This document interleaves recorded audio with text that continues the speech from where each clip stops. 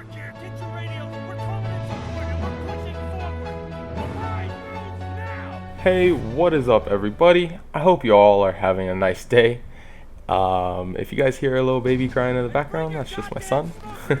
He's okay, his mom's taking care of him. But anyways, I'm going to be playing some Days of Infamy in the background for you today.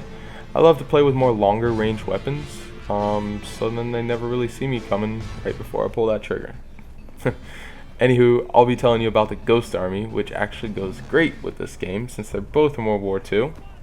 The Ghost Army's insignia should be up on the screen right now for all of you to see, and maybe a few pictures too.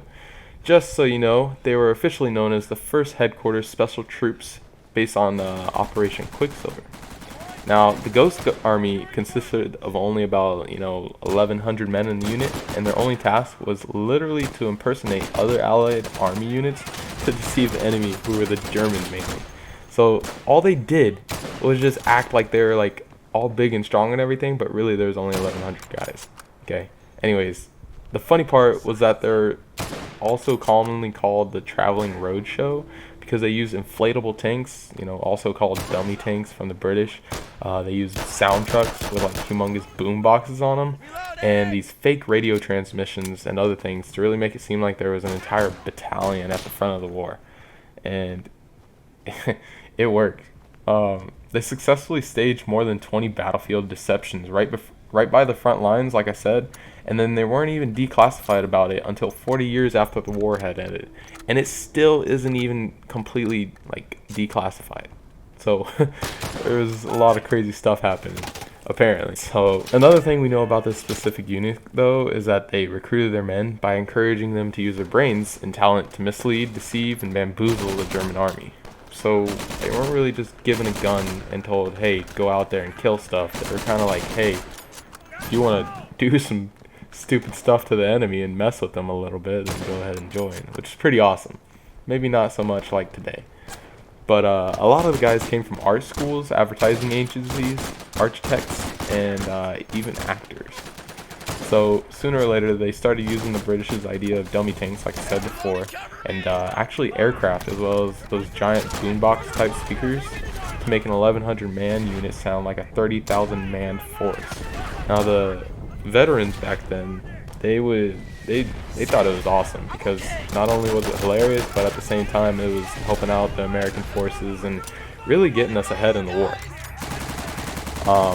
Now these dummy tanks and the aircraft and everything were actually blow-ups. So they would pump air into them, they would unravel them and everything, pump air, and then they would just be there sitting. Now they didn't up close look completely like a real thing, but from far away to these spies and everything, they definitely looked real.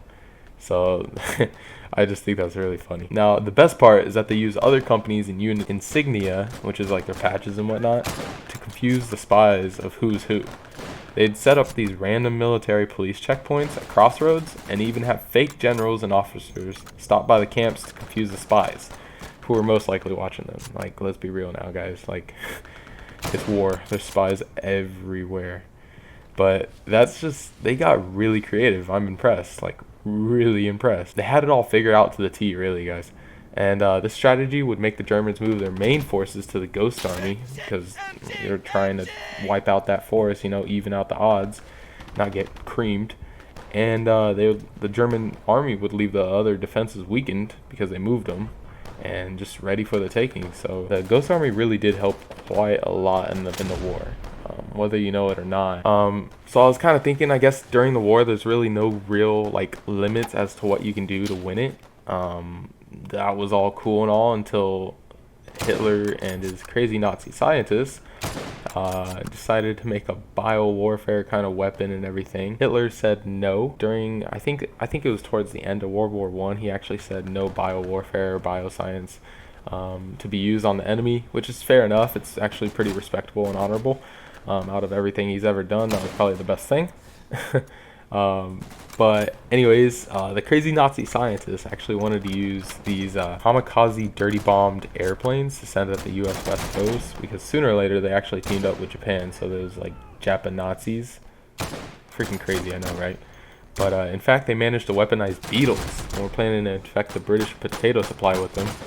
There's actually a movie or something called Beatlemania, or whatever it's called, which actually depicts Britain as if it actually happened. Now, I think I might go watch it and let y'all know what I think about it. But anywho, I think I'm actually gonna end it right here. But anyways, there you go. I'm not the best at this game just yet. I hope to get better one day. I might be playing Heroes and Generals too. Not quite sure just yet, but definitely looking forward to it with this beast of a rig I got. I'll be posting pictures of her on Instagram sooner or later. Anywho, I'm going to be going ahead and letting all of you guys go on with your day. If you don't know, I do stream every Friday and Saturday at 9 p.m. or 10 p.m. if I'm running late. From those streams, I take clips and whatnot to edit throughout the week and produce a video every Monday for all of you guys. That's pretty cool. Definitely go ahead and check out my other movies I've produced, and let me just know what you think in the comments, because I'm really curious if I make good videos for you guys. Now, follow all my social medias because that makes me happy, and go do something that you enjoy because you deserve it. Now that I'm done with my stupid self-promotions, I can end this video and carry on with my life. I love you guys all. Y'all are the best, especially the ones that are supporting me and the ones that play with me during streams and everything. I do play with my viewers, by the way, and it's just a good time. I appreciate y'all. Thanks for watching. Peace, peace.